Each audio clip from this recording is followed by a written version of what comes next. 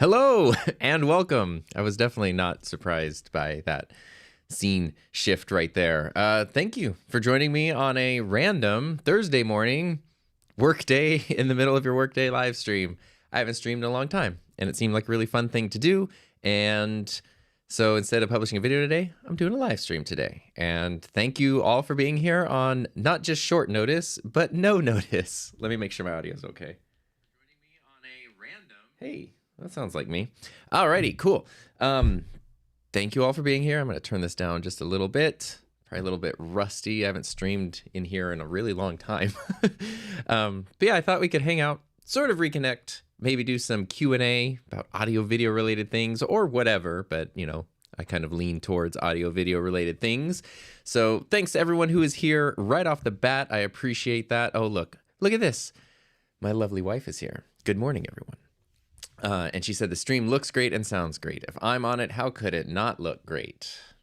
Anyway, thanks everyone for being here. Senor Macboricua. I completely did not say that correctly, but hello in Phoenix. You are not too far away from me.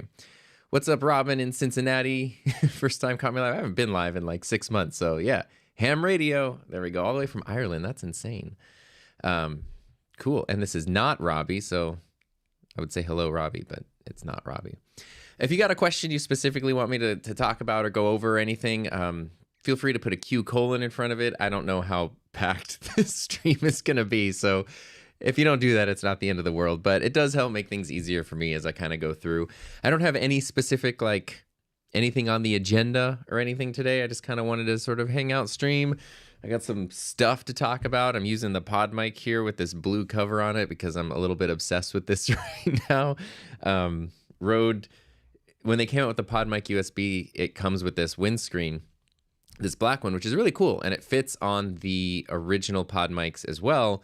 But unfortunately, they don't sell it separately. So the only way you can get it is if you buy the pod mic USB. But I believe this is something that's going to be released soon.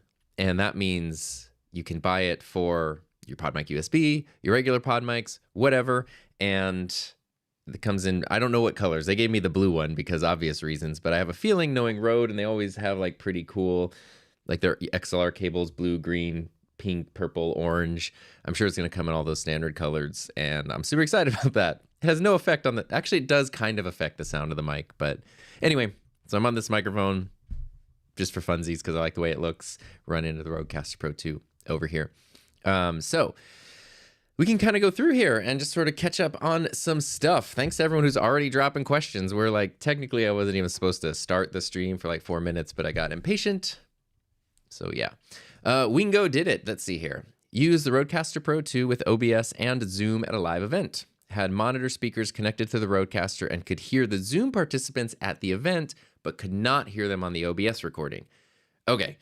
That's where the Rodecaster can get a little tricky because you have sort of different outputs. I'm not recording, so I might be able to go, I don't know if I want to mess with too much here, but you have your monitor outputs and then your actual mix outputs. And I have a feeling those were set up differently. It sounds like you probably had just a full mix going to the monitors, which included everyone in Zoom, but your whatever USB connection was going into OBS likely had a USB mix minus turned on, and that meant that since Zoom was on USB going into the Rodecaster, it then minused it going back out into OBS to be recorded, so that's why it didn't show up there even though you could hear it at the event. I'm guessing that there was USB mix minus turned on in a situation where you didn't want USB mix minus turned on is probably what that was. It's hard to say though without seeing like a specific setup and everything, but that's my hunch that I got there. Let's see here. Senor, I truly need to upgrade because my Macs are old and no power-oriented machines and OBS normally does not work. This is still, I haven't rewatched the stream. My wife said it looks and sounds good. This is still on my base model M1 Mac Mini. That's what's still doing everything. I got the Elgato prompter here, got an external display here, bunch of inputs, a hub running an external thing. It's still going. Obviously I use my M1 Max MacBook Pro for most of my editing. That's also mostly for portability because I can take it places. But my M1 base model Mac Mini, the original M1 Mac Mini, is still going super strong. So those M series Macs are insane. I know the M2s, I don't even know where they're at now, honestly, like M3. It's like these satisfied my need for a computer so much, I just like stopped paying attention to computers. So there we go. All right, in Ecamm, I think I saw Heather answer this one, but in Ecamm, do you have to set up a separate show or one big scene with all the content from different shows within? And when you're in that show, can you bring elements from other shows while live? Yes, Heather did answer this one. I saw that. She said you can set up a profile for each show you have, and then that profile can have its own scenes and overlays. Ecamm, that's what I'm using right now to stream, and I've used it for years, and so is my wife Heather, who's on screen right now. Oh wait, she's a little crooked over here on screen. I should, boop, there we go. I lost my train of thought. Ecamm gets so many updates. So if you subscribe to Ecamm or anything, it's not just like an annual update. I swear it's like once a month. There's a pretty decent update, and maybe once or twice a year, like a pretty major update. And something they did relatively recently-ish was add in profiles. So that way you can have different profiles for different shows instead of having like this one long window with all of your scenes in it and trying to organize it in folders. You can just have different profiles, and when you open that profile, it has just what you need set up perfectly for that specific project. And you can, of course, drop things in between them and stuff too, which is cool. Aging Introvert, hello from Arizona. Hello from CA. Money Talk with Tristan Thomas. I love your last name. Hello. And we also got Wilson up in Sacramento. I used to go to Sacramento all the time when I was teaching because they had so many teacher conferences and stuff up there. I haven't been there in forever though. Hablamos de Terror. Is it possible to have more than one show on the Rodecaster Duo? Yes. If you mean like presets and stuff, yes, I have my Duo. I duofinitely got it right here. There's a bunch of these on the floor because I'm in the middle of working on a long-term review of the Rodecaster Pro 2, and I have all my other mixers down here. But I'm scared to do this while doing it. If you go into your shows, you can create shows on like this main Rode screen here. And then you can, it's almost the same thing as Ecamm. It's like profiles. You can have different presets and stuff, which is incredibly helpful if you're not like me and you have other people and different circumstances and stuff. Totally possible. The interface is slightly different on the Duo because it doesn't have the record button, so they had to make room for that in here. But if you can go into the main Rode menu where you kind of see your recordings and stuff, there's a new show thing right down there. I'm showing you this so you cannot see this on screen. It's not effective. Greetings back to Ashes. Greeting to you too. Is it possible to lower any specs on OBS to use properly on my lower end MacBook Air M1? I don't use OBS a ton because I use Ecamm, but before I say anything about OBS, I'm actually going to open it, which could be a mistake as I'm streaming with a whole bunch of stuff open on my computer right now. But we're using the same computer because if you're using an M1 MacBook Air, that means your computer has the same processor as mine does. So what we can do is let's jump over to, I had a Windows set up for Safari. Oh, look, what a great website. Whoever made that website is awesome. But I can put up OBS here. So I'm not using OBS. That's why there's nothing in the window here. But if we go into our settings, this is probably where you could change a few things. Let's see, it's been a while since I played here. There we go. Essentially, you're just going to lower everything as low as it can go. You can go into some of the advanced settings and sort of change like, actually, I don't think there's anything in here you would actually want to change. Mostly it's your stream and your output, your bit rates and things. Essentially, you probably don't want to go down to 20. But you want to keep these things like maybe your audio, maybe this is like at 96, your video bit rate. It's going to reduce the quality of your stream, but keeping it as low as possible is really going to help. And then also reducing the other number of things that you're doing at the same time. So if you're like simultaneously recording while streaming, that's putting a lot more stress on your computer. If you aren't recording or you're recording in lower quality while streaming, then that helps out your computer a little bit there. And again, like I said, I'm saying this as if I have all these settings figured out. I'm not. I'm using the base model M1 and I haven't reviewed the stream to see exactly how smooth it looks yet, which I could. Why won't my phone turn on? Okay. My phone is randomly not turning on. There we go. I swear it's me. You can log in. I just want to see what the motion looks like here. That's okay. It's not as smooth as like a camera's SD card would be, but it's perfectly passable, I think. So anyway, that's my very quick non-pro OBS thing. If you want to learn more about OBS, I would definitely recommend checking out Epos Vox on YouTube if you haven't already, because he is a master at OBS and has tons of videos on settings and things, which is really cool. All right, Adam and Kathleen Miller, how much AI have you started using in your content creation? Well, I'm AI right now. So I'm actually playing video games on the couch, and this is all in AI. And this is all in AI. And this is all in AI. Sometimes it gets stuck in a loop. That was so stupid. I don't use a lot, but the thing I have been using a lot of, so there's two answers to this thing here. I don't know if the question popped up or if it went down, but yeah. Photoshop. That's where I use the most. Photoshop's like generative fill has been amazing for thumbnails and stuff. It's like, I can't even tell you how cool it is. Maybe I could even show you on here because I have an example on my phone that I had sent to a friend who may or may not be watching right now. But this was like the first time I used it whenever they came out with it in beta. And you beta believe. Okay, so let me see. Oi. I sure hope I like don't accidentally dox myself or something here. Why can it work there? This is silly, Billy. Okay, well, I'll just have to do it not in a slick way. Okay, so here was a picture I took when I was making a thumbnail for the Shure SM7DB. Let me cover my face so you can see this. There we go. I was like in this room filming B-roll, and I was about to leave. I only had one light left on, and I thought it looked really cool and dramatic. So I snapped a photo, and I really loved it. But as you can kind of see, you know, the edges here, you can just sort of see that it's like a thing in a room. And I was like, you know what? This will be a good little test to see how Photoshop's generative fill actually works. And literally, I did nothing but push one. Well, I outlined it and pushed one button, and then let's not have my banking alert email pop up on the screen right now. And then it completely perfectly filled in the edges, including the vignette that was there. And, you know, that's something I could have probably done myself in Photoshop, but it would have taken me to get it that smooth and that perfect. It probably would have taken me 30 to 45 minutes, honestly.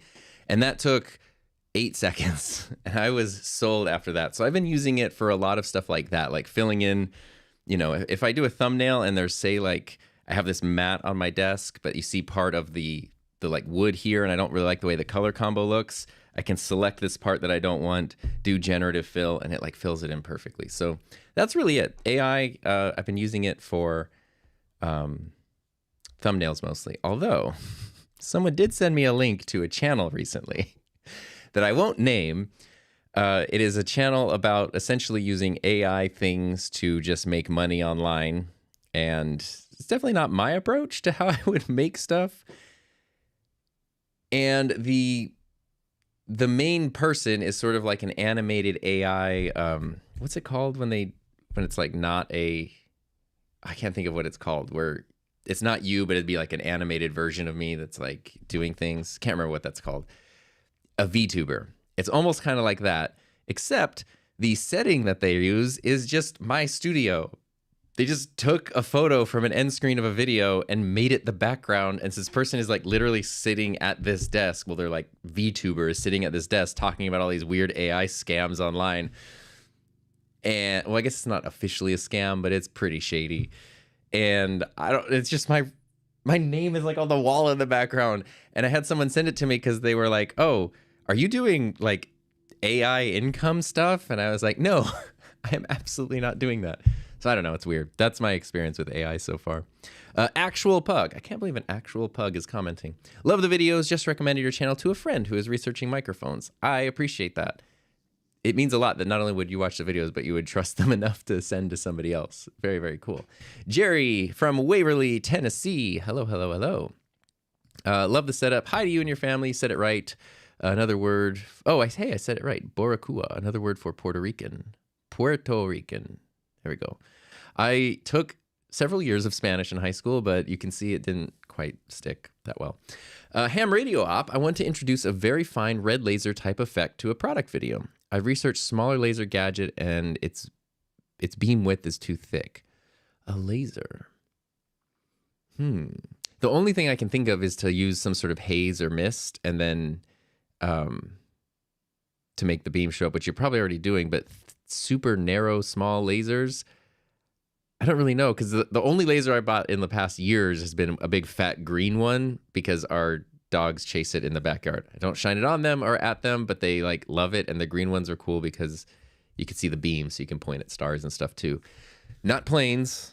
Always be careful that nothing is flying overhead with a green one. That's the only laser I bought recently, though, so I don't know of like super fine lasers. We got another Ireland in the house. Awesome.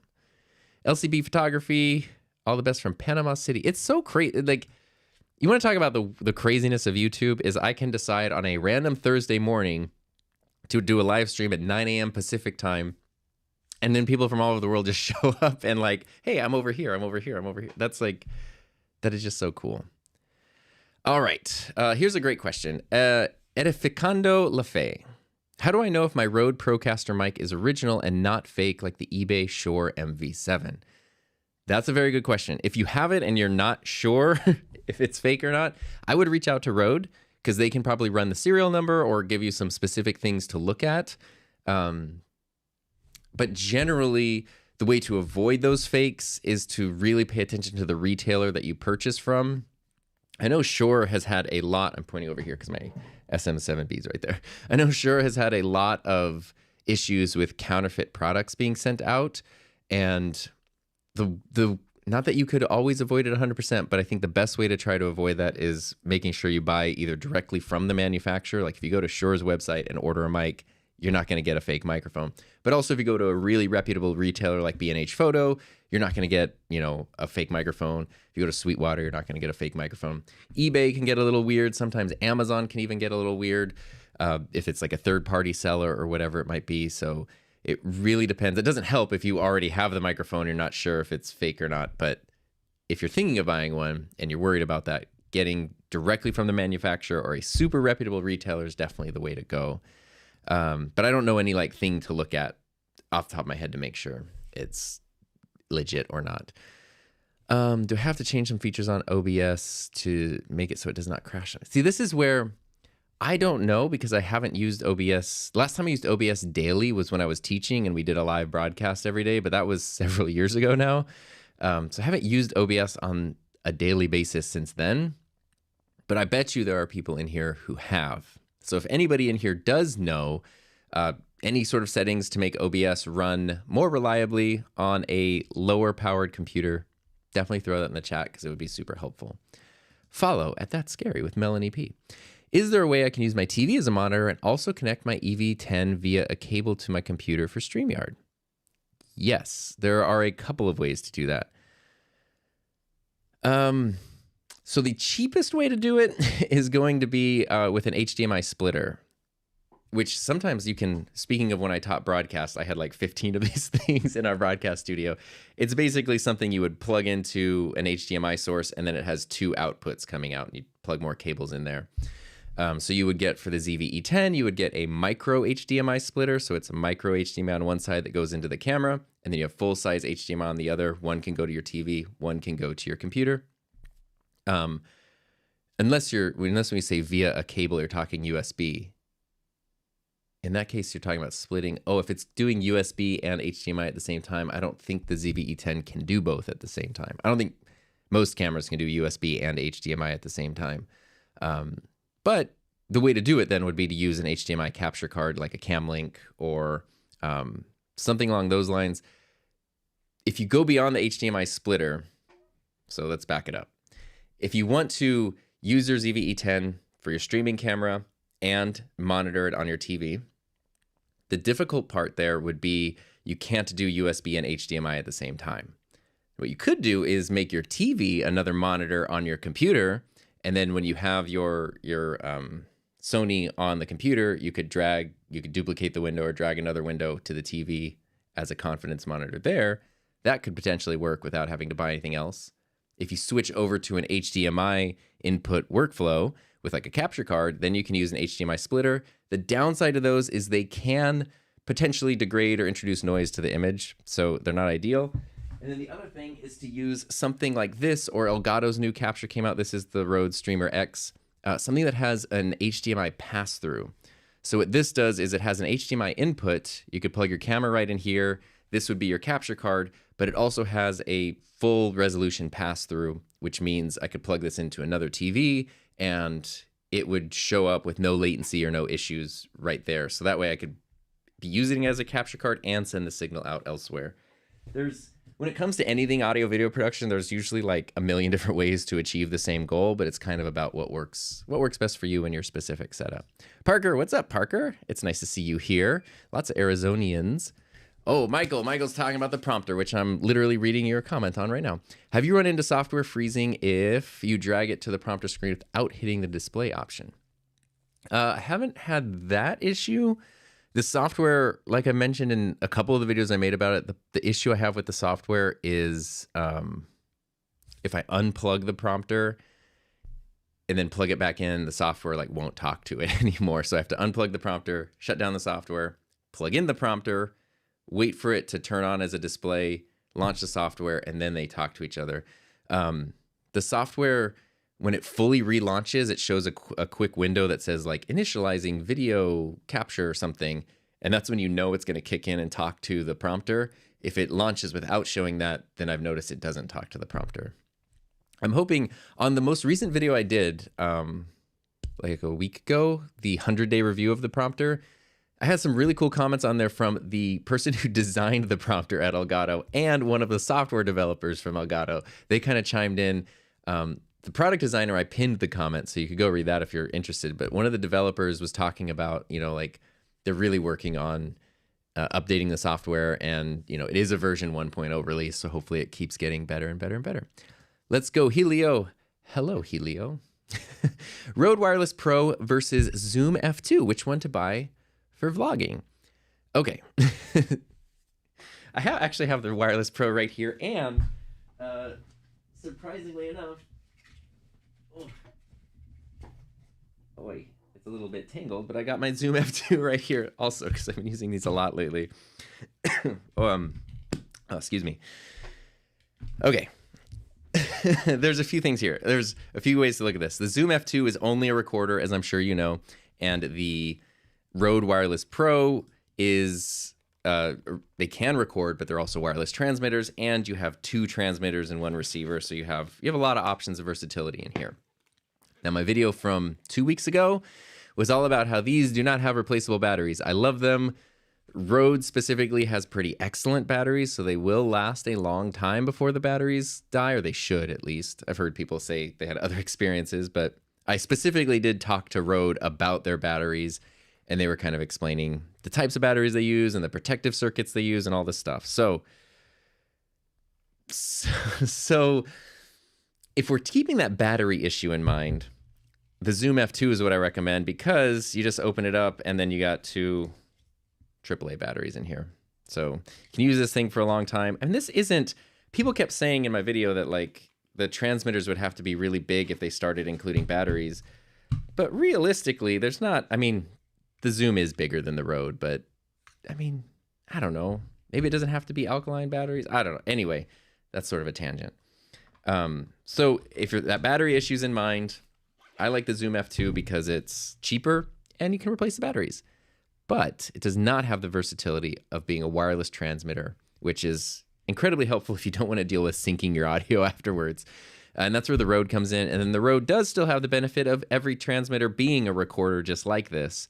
So realistically, if you have the budget for it, the Wireless Pro is probably more versatile because you can transmit and record, and you have 2 transmitters. So if you're using it for a vlog, for example, there's probably a chance at some point you're going to get somebody else in the vlog with you, and it's nice to have that second transmitter to use with them so you both have great sounding audio.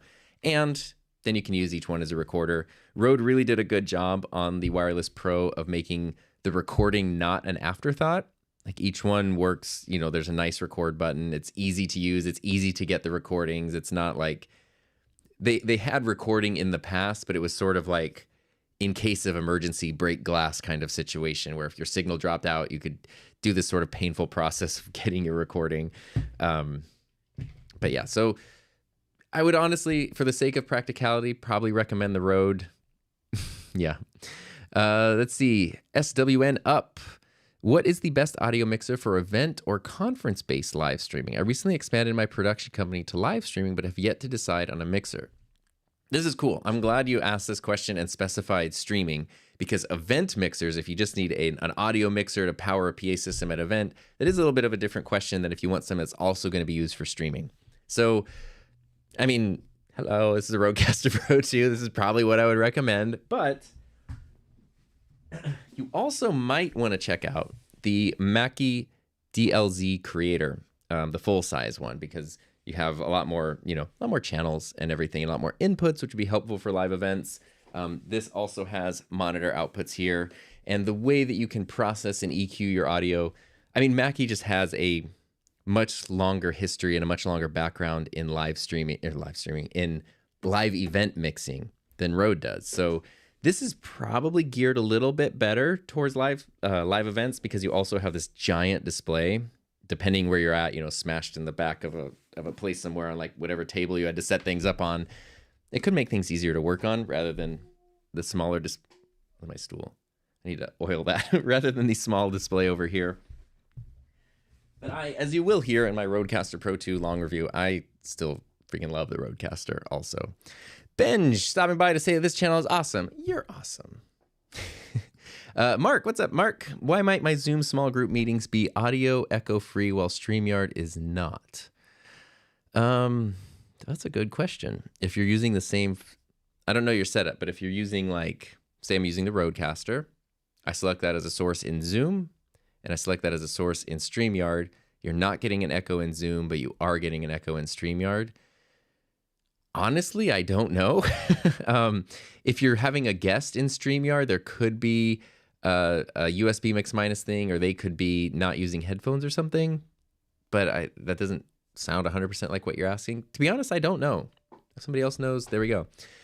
Audio Hotline, hello. Speaking of the friend that I was sending those thumbnails to, it was you. I see you're using the Rode DS2. Why is it so expensive? Wow, nobody's asked that question before. If you want to know more about the DS2, that is this microphone desktop stand that I'm using right here, go to Audio Hotline's channel because he has an excellent review, and definitely ask him why it's so expensive because he loves that question. I'm not doing a review on the DS2, but I do have a couple of them now. I really like them. They're super heavy duty. You can kind of notice it's not going to tip even if the weight is balanced. I can even put, over there I have my NT1 in its shock mount. It's shocking how sort of off balance, off center you can have your microphone, and this doesn't tip, which also does make it good for lights and cameras and stuff. These are great. They're super heavy duty. If you buy it, it'll probably last you the rest of your life. But it's like $90. And the other ones, like the regular tabletop stands I normally use, I'm looking up there because I have a bunch of them up there. The Samson ones, I think it's the Samson MD5. They're like $20. So is this $70 better than those? No, but it is a really nice stand, and I really like how firm and articulate the joints and things are. The only thing that messes me up sometimes is I can't turn this front part here, but with the pod mic it's easy because the pod mic turns. So I don't know why it's so expensive. Thanks, you just made a Mexican creator really happy with that info. Yay. I'm sorry for my horrific Spanish. Greetings from Mexico. Awesome. We're just all over everywhere. Intercontinental today. Perfect. I'll sign up today. I'm sure I think I saw Bailey popping up in here. But if you want to sign up for Ecamm and use my link, that Ecamm's affiliate program is really good and it really helps. So I am going to just go ahead and drop that link. Can I not select my link? There we go. Copy. I'm going to drop my link in the chat here. Paste. There you go. You don't have to use mine. Don't feel any obligation. But if you want to, it really helps. Ecamm's affiliate is one of the best out there. And I've used Ecamm way before I had an affiliate link, by the way. I've used it, I think both my wife and I have separate Ecamm accounts because we use it that much. We've used it for like 4 years now, pretty much since the beginning almost.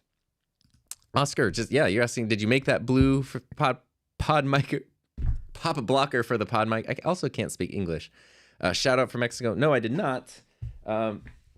But I believe Rode will be releasing them soon in a whole bunch of cool colors, which is awesome. And use Ecamm only for the stream. I use Ecamm for everything. So it is my like capture hub. I use it for when I do Zoom or video calls. When I was teaching online, I used Ecamm to run all my classes because I can put the graphics and switch scenes. And, you know, it's not like Ecamm and OBS in terms of features have a lot of similarities. Ecamm is Mac only. So if you're watching this, like Ecamm is Mac only, and it's not free, but Ecamm I've just found to be a lot less fiddly, a lot more reliable. And there is a difference when you're taking something that's just a free download versus being a paid customer to a company. Like the level of support you're going to get from Ecamm, if anything goes wrong, like you call them and there's a person that answers the phone and will like help you. And also, hey, look, Doc Rock is here. He's one of the Ecamm bigwig officials, so bug him with every support question. There we go. Let's see here. See, you're using your overlay. I don't know what. Wait. Watch that recording this morning. Yes, there we go. Sorry, I got a little confused. South Wales. Our Welsh corgi says hello. We got Ontario, Canada. Talking about AI. Hey, Dan. What's up, Dan? Photoshop's gender fill is the best use case of AI for me. I don't use it for anything crazy. Yeah, it's a ton of time. Raphael's here. If you also want to learn about cool stuff in Final Cut Pro from someone who's not me, check out Raphael's channel. It's very, very cool. Skylar, when I record with my Ecamm Extreme and I record in ISO, the individual files are huge. Any idea why? They're like 70 gigs each for an hour recording. That does seem really big. No, I don't have any idea why. I don't want to test it on mine to see, but that is sort of crazy for non-4K video. An hour of 4K, like on my FX3, would not be 70 gigs. So that is weird. Haven't used to up your pun game. I don't want people to leave by feeling punished, you know? I was not trying to dox Tom and Heather. I was just putting that. That's okay. There we go. Used AI to up my pun game. Let's see here. I do have the chat app on my phone. Let's see. What are some microphone? Let's see. Nope, not microwave. Microphone related puns. Let's tune in for some sound advice. I've made that joke before. I'm miking up for success. Don't mic me up, I'm shy. What? Time to mic drop some knowledge. Don't mix with me. Let's reverb this conversation. Okay. Are you listening to my pitch? Don't feedback on my puns. They're dynamic. That's actually... That's pretty excellent, honestly. Okay, there we go. Very nice illumination. Thank you. I switched some lighting around. I'm not 100% happy with it because I got some harsh shadows happening here. But I've been trying to get stuff off the floor and out of the way so I don't smash my face into them. What's up in Germany? There we go. Hello, Stefan. Murrieta, would love to pick your brain over lunch. You're in San Bernardino or thereabouts. We're over in the Coachella Valley. Not too far from Murrieta. We're out there actually just a couple weeks ago. Cheers from Guatemala. Fan of our videos or your videos? My hour-long videos? There's a lot of Ireland happening here. Southern New Mexico. What color space am I shooting in right now? I'm shooting in no PP, which is no picture profile on my Sony FX3. It's also Ken from Barbie's favorite picture profile. No PP. But in Ecamm, I do have some of my picture settings adjusted. I upped the brightness a little bit, upped the saturation a little bit, and I also have a LUT that I made ages ago, which you can go to hi-my-name-is-tom.com/downloads and download for free if you want. So if I turn that off, it gets a little desaturated. And if I bump it up a little bit, you can kind of see it brings in the colors there. But the color space picture profile is just no picture profile. Recently on a stream with a Rode mic and mixer, I was getting an echo effect. probably USB mix minus, especially if you're talking to somebody else. That's typically where the echo will come from, unless you were monitoring, like you had just a speaker playing your audio and it was getting picked up by the mic. But it was a situation where whatever USB connection you were using to the computer should have had a mix minus turned on, and it didn't. So you can go into your settings, go to your outputs, go to routing, and then you can go to USB 1, chat, or 2, and you can click on each of those and make a mix minus custom main mix. You might already know that. I apologize if I'm repeating something you already know, but that's probably what it was. Hey, Kamarana, so happy to finally be able to watch your live stream, even though it's past midnight. Oh my gosh, greetings in Indonesia. It's like the morning here, you know? There we go. Getting lots of questions about the pop filter. Oh, Zach just bought the Beacon mic, which I always misread as the Bacon mic, and I'm using a Blue brand mic arm, which blocks my face and monitors. Yeah, that's tricky. I do have my Elgato over here, which I love, but I was using this in a video, so I'm just using this setup right now. Tabletop stands like this obviously don't block your face, but then they take up space on the table, so that's why I don't use these all the time. An option to look into is a low profile arm. The Elgato low profile arm is probably the most affordable, best one to use. I think it's like $100, and I did a review on it a while ago. But since I made that review, they've done a few revisions, and now especially my big complaint, I'll show you.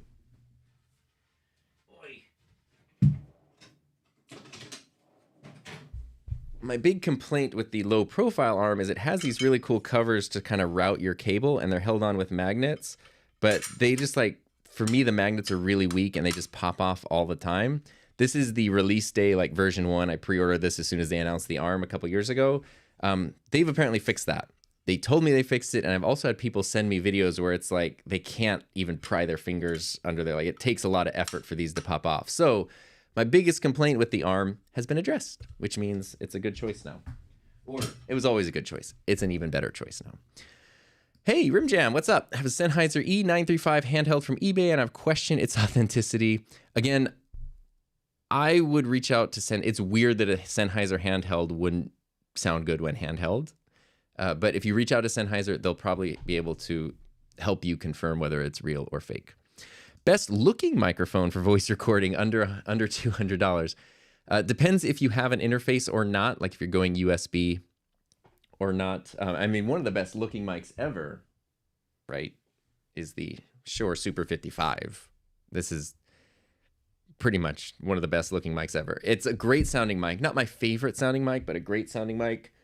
Otherwise, like, so much looks is such personal preference. You know, some people love the SM7B, some people hate it. You put a colored pop filter on there. You got this is not $200, but you got like stuff like the Earthworks stainless steel mics that are super cool. The pod mic with a cool colored pop filter on there. Going to reporterstore.com is where I always get these colored pop filters. You can kind of customize any mic. I love the look of a good dynamic mic. So something like, you know, the Rode NT1 Signature Series, like, this is just a cool classic thing. And I'm waiting. I'm on like the wait list for, this is supposed to come out in different colors, like all of Rode's, you know, super cool colors. And I'm waiting to pre-order a blue one, but it hasn't happened yet. There we go. Carfari. Hi, Tom. I love the channel and content. Very much enjoying your podcast, too. Question is, how do you feature your chat questions in your live stream? That's all Ecamm Live. I have the chat up on my Elgato prompter, and when I click on a comment, it pops up, and I could move them around or resize them on the screen, and I have it set so they only stay up for 15 seconds, and then they disappear. Let's see here. Here's Bailey. You see, Bailey's the best. I have your spreadsheet open literally so I can get my links easy. Bailey went through and made a whole like spreadsheet of my videos and links and stuff specifically for live stream, which is really, really cool. Do you have any thoughts on hardware encoders like some of the U-Ray encoder devices, the Axoon CMO for very portable live streaming? I haven't used any of those. My thoughts are, it really seems like that space, that live stream encoder space, live stream switcher space, is sort of like becoming dated, both in terms of technology, price, and capability. And I feel like something needs to show up and be kind of disruptive there, not to use like a very cliche tech term, but that's all. I don't know. I just might be interested to see if somebody comes up with a better solution for that stuff. Frozone, what's up? Love you in The Incredibles. I'm a music producer and I want to live stream. In live stream my DAW as I produce. Do you recommend using 2 computers? If so, how would I use the one computer, show the DAW and audio for the stream? This is a great question because I've had the same thought when thinking of wanting to live stream editing. Like, do I want to edit on the computer I'm streaming or use a second computer? It's kind of the same problem. I think it depends on the computer. If you have a super powerful computer, you could probably do both at the same time. For me, if I were doing what you're doing, or if I were going to do an editing live stream, I would edit on a separate computer that I'm streaming on, and I would just use the HDMI output from that computer as a source into my computer through either a capture card, something simple like a Ecamm link, or something that lets me switch between like a oh no, I lied. I was going to say an Ecamm because you can switch between them. But if you really want to create a cool looking scene, like a picture-in-picture thing, kind of like I was doing over here. Oh, there's all my notes. Cool. Just want to pop that up on screen. Then you kind of want them to be separate sources. So you would need 2 capture cards or some sort of capture card, maybe like the Elgato Cam Link Pro, where 2 HDMI sources, your camera and your computer, will show up as 2 sources there. It depends on what camera you're using. If you're using a USB webcam, then it's not an issue.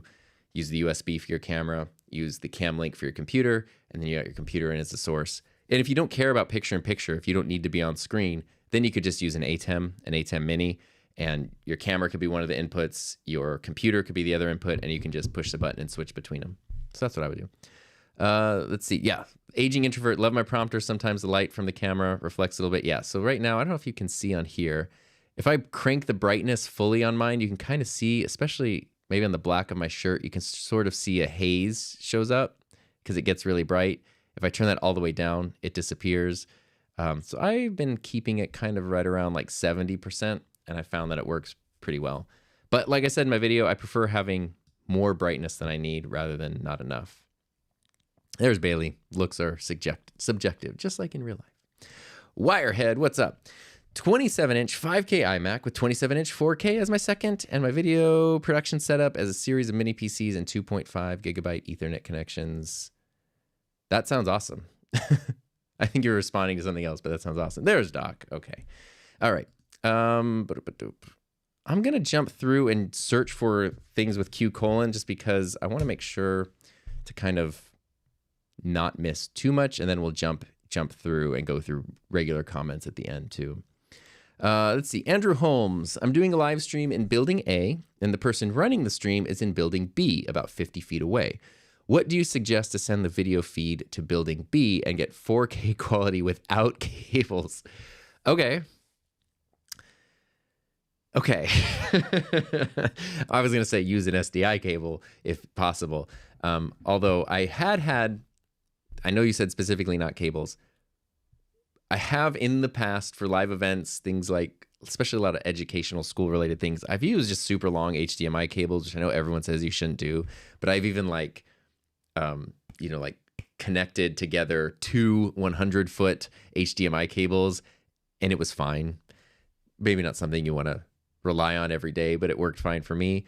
I do have, actually I could show you right here. I don't know, I always need to show something instead of just talk about it if I have it. I have been using, for a video I've been working on, I was using my Hollyland Mars, which is but this is only 1080. This is not 4K. But I think Hollyland, I really like the Hollyland wireless video transmitters and like systems. They're great. This is the Mars. I'm just realizing I think it's limited to 1080, but I think they have some newer ones and some higher end ones that might be 4K related. I have had such good luck with these, and I did a video on this one too where it was really hard for me to lose signal, even going through walls, even going really far away from the receiver. So maybe check out what Hollyland has to offer in terms of 4K, if anything. They might not have anything, but we'll see. Rio Pel Room, would you ever consider doing a full tutorial on streaming recording with OBS? I'm not done with OBS. I love OBS. I appreciate it because it's like, as much as I love Ecamm, I know that there is a cost barrier to entry, and OBS you can just go download right now for free, and you can use it on a PC. So if you're on a budget or you're on a PC, OBS is amazing. I'm just not the most knowledgeable person about it. I can figure stuff out on it, and I've used it a lot in the past, but they also update so much that like I'm just not up to date on it. And I feel like so many people are really good at it and really knowledgeable about it that I would almost feel out of place talking about it. Are those Mackies still getting firmware updates? So I also asked Rode. I got to have dinner with Ryan from Rode. They happen to be in California, and Sam from their social media team, and Clinda from their marketing team. So I got to like, if you watch Rode's videos anytime over the past like decade plus, and there's Ryan from Rode, I got to meet Ryan from Rode in person. It was awesome. And I specifically asked about the Mackies. So this is nothing official, you know, like whatever. But I explained, I was like, everything I said in my video. I love my Rodecaster. The Mackies are really interesting because I felt that they were the first genuine competition and the first thing that in some ways outperformed the Rodecaster in pretty impressive ways. And I was going to be bummed if Rode absorbed them, killed it off, or took whatever. And from what I understand, both companies are essentially being like let to do their own thing, but now they have resources to share amongst each other. So the analogy that I think is most effective is like Fender guitars owning Gretsch guitars, or, you know, like within the music industry, lots of companies own other companies. Gretsch can still make these amazing, awesome guitars that even come in at the same price points as a lot of Fender guitars. So technically they're competition, but it doesn't hurt anything. And it seems like that's where Rode and Mackie are going, which would be great. Like that's how I would want it to be, because I want the DLZ line to be able to continue. I want the people who work on this to be able to continue to develop it. And same with the Rode stuff. I want those to continue, and I want the people who work on those to continue to develop it. It seems like that's what's going to happen.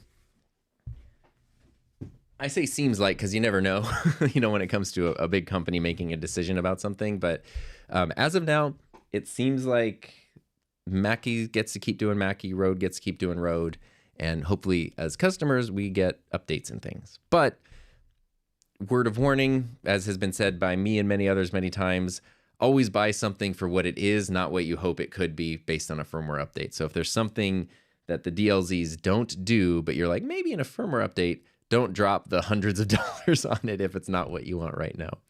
Todd the Mod, for an internet radio station, who needs to queue up vinyl records?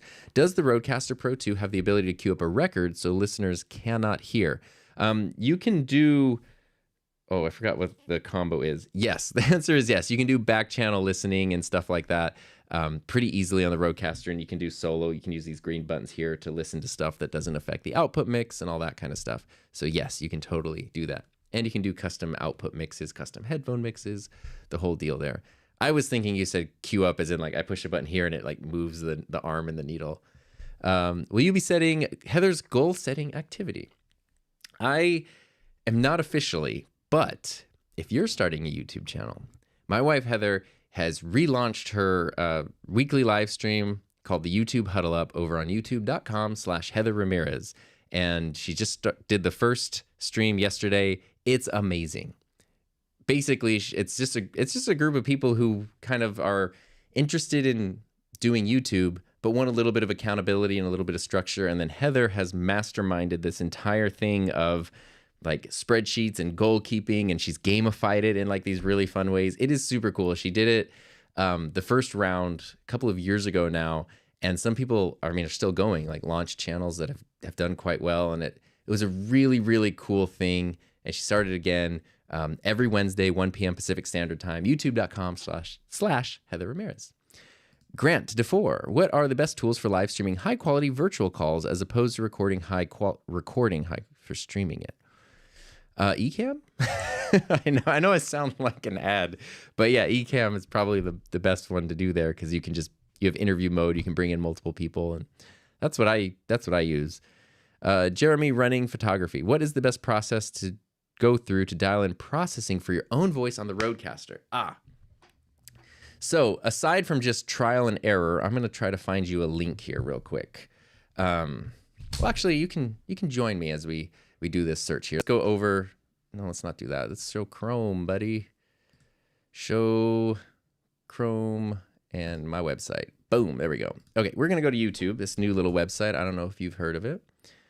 And someone who I'm proud to say is a YouTube buddy of mine, Home Studio Pro SM7B. Brody Brazil, who is a sports broadcaster. He covers the Oakland A's. Now they're transitioned to Las Vegas, but also the San Jose Sharks and a bunch of Northern California sports and stuff.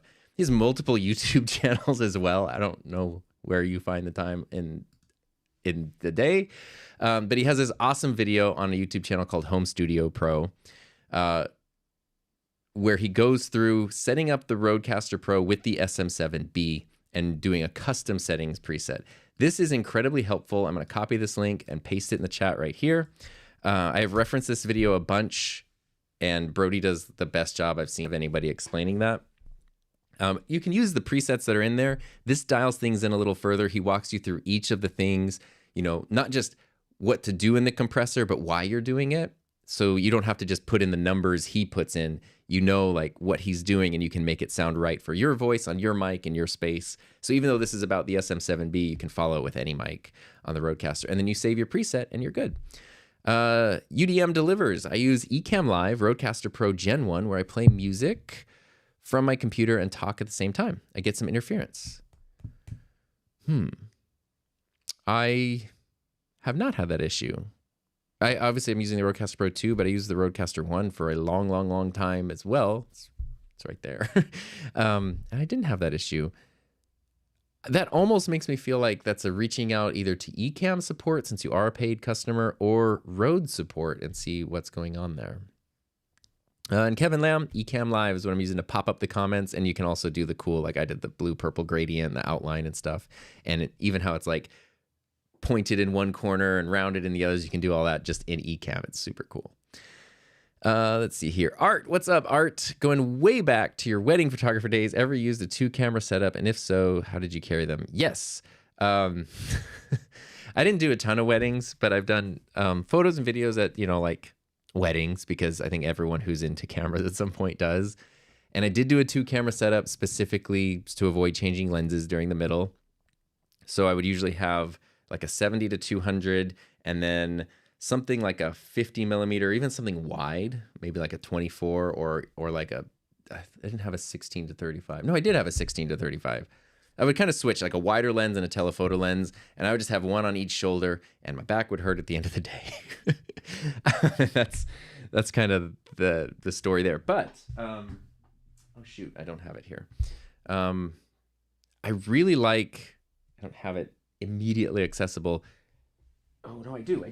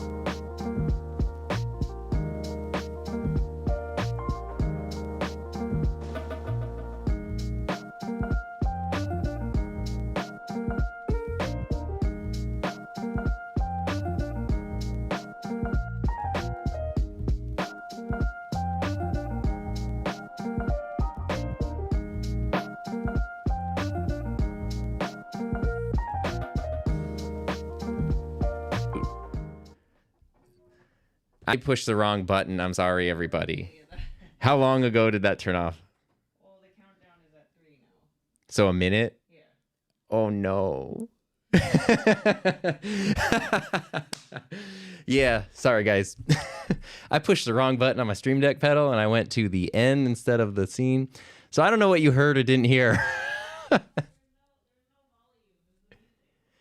What was the last thing I said? Do you remember? Sorry. Did you hear me talk about wedding cameras? Yes. Okay. Did you hear me talk about monopods? Oh, I know what it was. I bet when I got the monopod, when I got the monopod, it fell on the thing. Anyway, yes, thank you. Look, it's live, right? what I was saying was the Cobra 2. The iFootage Cobra 2 is awesome because it has a quick release. So it can also sometimes it be a monopod. You can put tripod feet on here.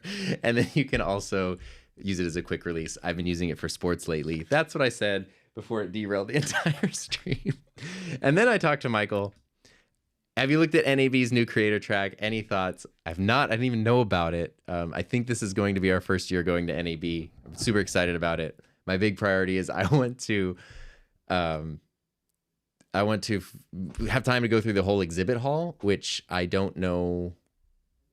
Like, I think I need like 2 days for that. So I haven't looked at anything else. Twisted Reality, ZVE 10 or Osmo Pocket 3. I vlog, but also in-home YouTube studio. I haven't used the Osmo Pocket 3. Seems like everyone who has it loves it though. I don't know what it would be like in a studio setting, but it seems like its lower light performance is pretty good.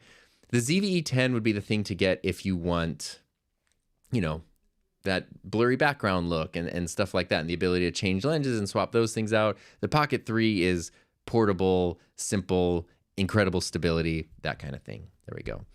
Is the pop filter and skin on the pod mic Kraken blue? I call it buck blue. I don't know what Rode officially calls it. Kraken use ice blue, which is not here. I don't have any ice blue related things right now. Oh, actually I do. On the back of my goalie helmet, actually I have ice blue, this color. It's a little less saturated than this one. When live streaming a fully online conference with multiple speakers from various destinations, is it best to use multiple laptops at HQ and have them join laptops, Zoom, and to use a super source? That's a good question. Again, it kind of depends on the computers. I am a fan of breaking up processing power. So if each computer is doing a lot of processing, rather than having one computer do a whole bunch, if you can kind of spread that out between different computers or pieces of hardware to encode stuff, that's the thing to do. Let's see. Rocky B, what software or hardware would you use for a 3 to 4 camera live stream? I mean, right now, you know, Ecamm Minis and Ecamm Live are kind of the way to go. But again, I feel like that whole setup is kind of ripe for a change. I would like to subscribe to Ecamm Live. I've been using StreamYard for 2 years, but I want to move to Ecamm Live standard vision as this is what I can afford now. Any advice? I've been using Ecamm. I've been a paid Ecamm customer since at least 2020. So the advice is that I love it. And you can do monthly, so you don't have to commit to the year. I do the annual plan just because I don't have to think about it, but you could try it out for a month, you know. And again, their customer support is amazing. So if you have questions or concerns before you purchase, reach out and they'll help you out for sure. John, would you replace the Rodecaster series with the Mackie DLZ Creator series, and what reasons, yes or no? That's a really good question.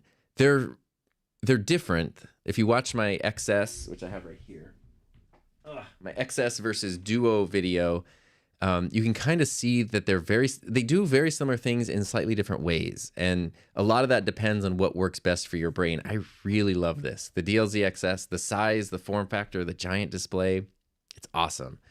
I wouldn't make the switch. Like if you have a Rodecaster Pro 2 and you have spent $700 on this, I wouldn't spend $500 or $800 on the Mackie mixers. Like it'd be a lateral move for the most part, not an upgrade or a downgrade. If you're jumping in, if you have like the original Rodecaster or you don't have anything and you want to jump in for the first time and you don't know what to get, you really can't go wrong. But I think a lot of it comes down to what clicks with your brain in the best way. And so if you watch reviews of the Mackie and you kind of like the way the interface looks and you like the way it looks, or you watch reviews of the Rodecaster and you like this, the Rodecaster I do still feel is the most user-friendly, both the Pro and the Duo. So if you have no experience with that kind of stuff, you're going to have probably a lot less frustration there. But these are they're so high quality. They're so good. I love them. You can't go wrong either way, I guess is the answer there. The colors on your live stream are always so rich. Thanks, AJ. I get great results in studio. However, going through an ATEM Mini and streaming to YouTube, yes. Oh my God, Zoom. Oh. So again, I'm running through Ecamm Live and I'm running through my Cam Link into Ecamm and I have changed my colors in Ecamm Live. I don't want to undo them, but I am adjusting the colors in Ecamm. if I were doing this on Zoom, it would not look like this. And I taught on Zoom every day for over a year. And it was so frustrating because I would have things look like this and I would open up Zoom and it would literally be like the whole color space would be shifted somewhere else. So I had to have like almost like a separate profile for Zoom specifically, where it looked terrible in Ecamm, but then on Zoom it actually looked, I never got it looking great, but it looked closer to how I wanted it to be. Zoom is so weird with colors. I don't have a solution. I just feel your pain. What's up, Eric? Have you found issues with different brands of USB-C cables in your Roadcasters? No. Surprisingly, I have found, I mean, I really mainly only use the Rode cables or this brand. I don't know. This is XIAE, you know, classic brand. This is actually just running off of a random Amazon USB cable. I've had pretty good luck, and I've actually been surprised at how not picky the Rodecaster is. If you're using something like the Streamer X or the Elgato Prompter, very different. You need a 5 gigabyte USB cable. I've had no problems with the Rodecaster, but I have gotten to the point where I'm trying to just, every time I buy a USB cable now, if possible, I try to just get a Thunderbolt 3 cable so it can handle a lot more. Definitely all cables are not created equal. Rosary Army, thanks for your videos. You're welcome. Thank you. Right now, your audio and video is slightly out of sync. This happens with Ecamm. Oh, is it out of sync? I do have a mic delay. Oh, let's see. I have a 2-frame delay. I think I was actually doing a tutorial. Normally, I have a 4-frame delay, which I just turned on. So in Ecamm, you just do delays by frame. Very curious if that changed anything right now. Wish I would have seen that 55 minutes ago. Any known issues using Ecamm to switch instead of ATEM? No, nothing wrong with that. Ecamm has a little switcher up there. It's cool. You can program it into a Stream Deck or something. I don't have any problems with it. Depends on how you're getting your inputs into your computer, but that's all. I need a laptop for travel. Currently use Premiere Pro on a PC. Would like to buy an Apple M2 or M3. I do all of my main work on an M1 Max MacBook Pro. So an M2 or M3. I think the M1 Max and the M1 Max might be a little more powerful than the base model M2. It's weird. But the M3 is going to be more powerful. Get the most computer you can buy at the time, and then it should last. But like, I've had my base model M1 Mac Mini for over 3 years, my M1 Max MacBook Pro for 2.5 years almost at this point, and like, I have no plans to get a new computer anytime soon. So there we go. Not really a tech question. Do you have any hobbies outside the streaming podcast world? I have a lot of hobbies. I've been getting into retro gaming lately. That's been a big one. I love to play music, obviously, and last year I started learning how to play hockey. So and then I learned how to play goalie. So I've been playing goalie for an adult rec league and a bunch of pickup games and stuff, and like learning to ice skate and learning to play and getting hit in the head and all that stuff. So hockey has kind of been my main, like, if I'm not in here doing this, I'm probably over there doing that lately. And just in case you missed it, I am using Ecamm Live for the stream. Full frame versus 1-inch sensor cameras for live streaming. I'm a full frame guy, but that's just because I grew up in the early days of digital cameras when the idea of having a full frame camera seemed unattainable. So now that I can have them, I don't want to go back to anything else. But that's just a personal preference thing. Like 1-inch sensors can look phenomenal as well. I love the versatility of full frame. I love the lens selection. I love that the focal length is just what it is, you know, and I love the, you know, the better-ish low light performance. That's not as relevant now with camera sensors getting better. And I love the, you know, the bokeh, the background blur. Best hybrid camera out there. For me, it's the A7 IV. That's the one when I need to do photo and video, I do A7 IV. And right now I'm using the Sony 24mm 1.4 G Master. When you get a case of the YouTube blues, this is a great question, Jim Fro, and can't come up with a topic idea, what is your process to work through that? Sometimes I do a community post. I did one the other day actually about the XS, because I'm like, I kind of want to do a video about this. I don't know the angle. Maybe people will say things and it will spark my brain. I do have a notes app that every time I get an idea, I just put it in this notes app. I have like audio related videos, camera related videos, tutorials, whatever, you know, like sort of categories. And then if I don't know what to do, I kind of just go through that list and see if there's something that I that I want to do. I'd love to hear how you use your Stream Deck pedal, but for real, yeah.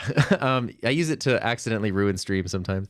I use it for my prompter, the Stream Deck pedal. It's under the desk right now. I'm not going to push a button yet, but I will soon when we end the stream in a little bit. I use it in Ecamm. I have it set up so the right button switches to a next scene, the left button switches to the previous scene, and the middle button goes to the end where it will go to the end of the stream. That's what I accidentally pressed earlier. For the prompter, I have it so the right button scrolls down, the left button scrolls up, and the middle button starts and stops it, which is very cool. Beyond 280, what's up? My wife is setting up her podcast. To be honest, it's me.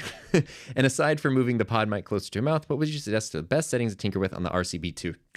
Watch that video I linked, the Home Studio Pro video about custom settings, because that goes into everything, especially like noise gate and compression. Over the past year, compression is probably in the most useful EQ feature that I've been trying to learn more about. And it basically, you have your audio has high highs and low lows, and instead of there being such dynamic range between them, compression compresses it and reduces that a bit, which makes the whole thing just sound more uniform and easy to listen to, which is very cool. All right, so we are kind of running out of time. I appreciate all the questions. I apologize for the ones I can't get through. I want to go through just sort of the general chat a little bit before we wrap up here. Because yeah, there we go. And I want to I appreciate all the comments. I could do this all day, but I actually have to go somewhere. And I can't.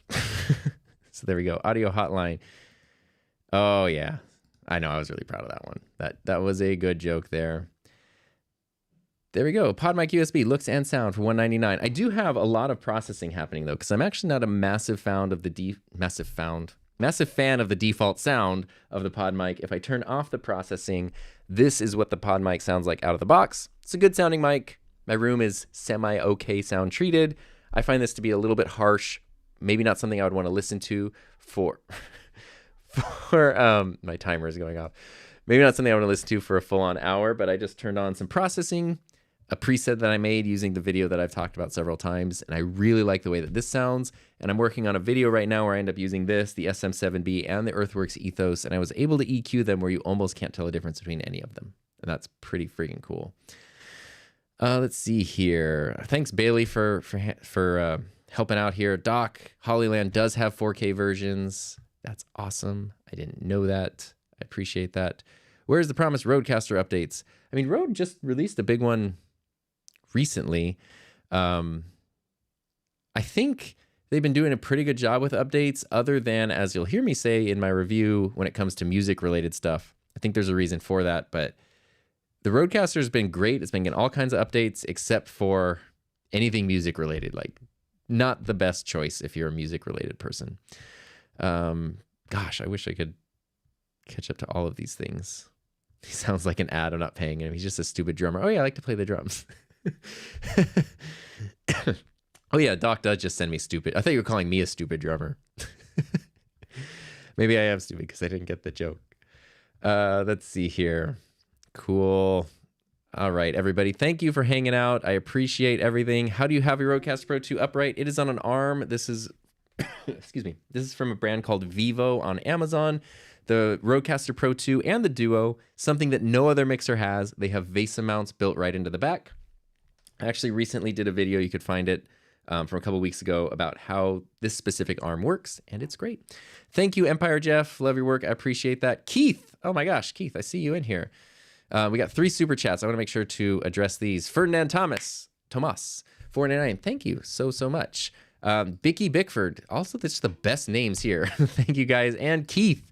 Super chat, Keith, if you want to dive into the depths of like things like ATEMs and Rodecasters and live streaming, and you want to get into the nittiest of gritties, go check out Keith's channel, because he has some amazing streams. You can watch the replays, and Keith is just absolutely fantastic. It's beneficial to check it out. So there we go. Cool. I think that's pretty much it. Thank you all for being here. I appreciate this. Hopefully doing a stream in case instead of publishing a video is cool with y'all this week. I got a bunch of videos lined up, including a long-term review, a 2-year review on the Rodecaster Pro 2. And I'm pretty excited about that one, and that's going to be pretty awesome. And I'm happy the videos have been helpful, happy the channel's been helpful, appreciate the kind words and support and just the time you would take to watch stuff for me. Very much appreciate that. So yeah, I don't know how to end this. I hope you have a safe, happy, healthy rest of your day. See you around on YouTube. Thanks for being here, and I'll see you guys next time. See, this time I meant to push that button. I didn't mean to go to this screen, but I meant to push that button on purpose. See, Stream Deck pedal, middle button.